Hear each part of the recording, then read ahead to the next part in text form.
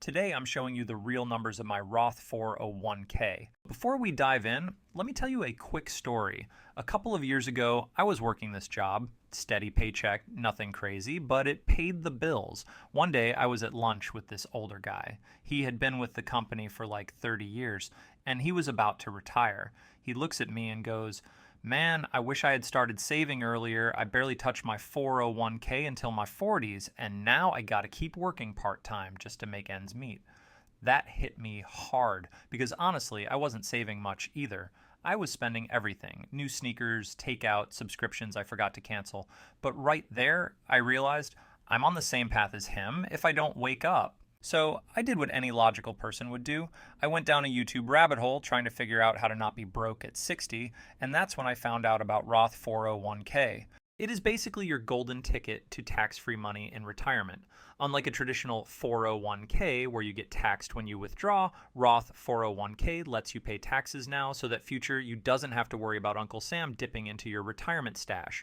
Now, I know what you're thinking, but I don't want to pay more taxes now. I get it, but hear me out. Would you rather pay taxes on a small amount while you're young or on a massive amount when you're older and hopefully rich? Say you put in $500 a month into your Roth 401k, that's $6,000 a year. Now, let's assume your company offers a match, say 5%. That means they're throwing in free money on top of what you contribute. So let's say you make $60,000 a year. A 5% match means your company is adding another $3,000 per year to your retirement fund. And if you invest this money wisely, like in index funds or ETFs, over 30 years, we're talking hundreds of thousands of dollars growing tax-free. And the best part? When you hit retirement age, you can pull that money out tax-free. Meanwhile, traditional 401k folks are over there getting taxed like crazy. Look, I get it. Retirement feels like it's a million years away. But you know what else felt far away? High school graduation, and look where we are now. Time flies. The question is, do you want time working for you or against you? So if your job offers a Roth 401k, go check it out today. And if they match contributions, you better be taking full advantage. All right, let's talk numbers. So I log into my account and boom, my total balance as of January 31st is $9,249.83. And let me tell you, I almost spit out my coffee because this time last year, I had nothing in this account. Nada. Zip. And guess what? My employer's contribution finally hit my account. They match up to 6%, so I figured why not take all the free money I can get? I could max it out, sure, but right now I'm sticking with 6% and letting that grow. And let me tell you, if your company offers a match and you're not taking full advantage of it, you're basically saying no to free money. Would you walk past a $100 bill on the ground just because you didn't feel like bending over? No. Then don't leave employer contributions on the table. Now let's talk about my investments. My 401k portfolio is 89% in stocks, 6% in short-term investments, and 5% in bonds. I picked the Target Retire 2050 fund, but I had other options like BlackRock Large Cap, Mid Cap International Funds, and other target date funds. The key here is knowing how much risk you're comfortable with and what fits your long-term goals. And check this out. Target Retire 2050 has been doing pretty solid, 17.67% return in 1 year, 6.40% over 3 years, 9.62% over 5 years, and 8.90% over its lifetime. But then I look at BlackRock Large Cap, and this beast is sitting at a 26.29% 1-year return. Now I'm over here questioning all my life choices. Should I switch? Should I double down? Maybe I should have been a financial analyst, but this is the game of investing, right? You make choices based on what you know, keep learning, and adjust when necessary. So, what do you guys think? Should I tweak my allocations? Drop your thoughts in the comments. All right, let's take a look at my investment performance.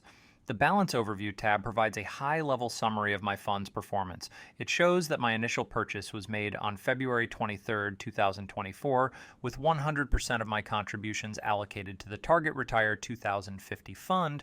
This is a blended fund, and as of now, my current balance is $9,249.83, with a cost basis of $8,870.84, and a year-to-date return of 2.86%.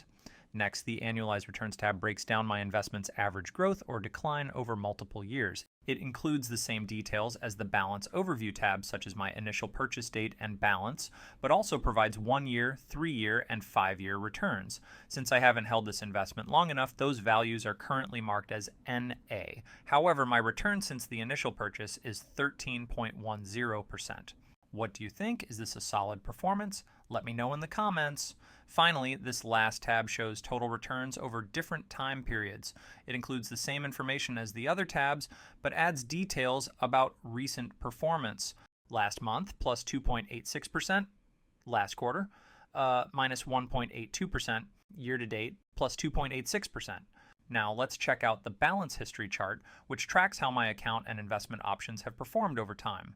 Of course, past performance is no guarantee of future results, but it's always interesting to see how things are shaping up. My balance history shows how this thing has grown over time. Started with $290.95 on February 23rd, 2024, with a cost basis of $290.95, hit $2,535.19 by June, with a cost basis of $2,471.15, $4,345.16 by September, with a cost basis of $4,038.77, $5,752.95 by December, with a cost basis of $5,554.52 and $9,249.83 by January 31st, 2025, with a cost basis of $8,870.84. Crazy, right? And all I did was consistently contribute and let time work its magic. This is why starting early matters. The earlier you start, the more time your money has to grow. It's like planting a tree. The sooner you plant it, the bigger it'll be when you actually need the shade. And check this out. My total gain is $378.99, and the current share price is around $31. I own about 297 shares, and my average cost per share is $29.82. Seeing these numbers grow is kind of insane, considering I started with just $290.95. Here's the big takeaway. Consistency is key. I didn't hit a home run overnight. I didn't time the market or find some secret stock picking strategy. I just contributed regularly and let the magic of compounding do its thing. So, is this good enough? Am I on the right track? Let me know in the comments. Also, if you're not taking full advantage of your employer match, what are you even doing? It's literally free money. Moral of the story, invest early, be consistent, and let compounding do its thing. You don't have to be an expert, you just have to start. The best investors aren't the ones who time the market, they're the ones who stay in the game. If today's episode helped you see the bigger picture, make sure to check out my other videos and get ready for more breakdowns with real numbers, real performance, and real investing strategies. More videos are on the way, so stay tuned.